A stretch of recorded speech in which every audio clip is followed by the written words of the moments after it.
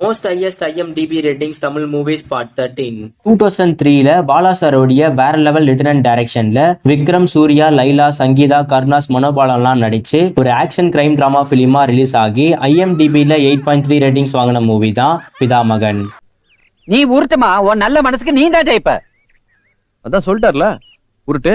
2000ல Mani Ratnam சாரோடைய amazing screen play and டைரக்ஷன்ல மாதவன், ஷாலினி, விவேக், ஜெயசூதாலாம் நடிச்சு Rahman சாரோடைய mesmerising மியூசிக்ல ஒரு ரொமான்டிக் டிராமா பிலிமா ரிலீஸ் ஆகி IMDbல 8.3 ரேட்டிங்ஸ் வாங்கின மூவி தான் அலைபாயுதே.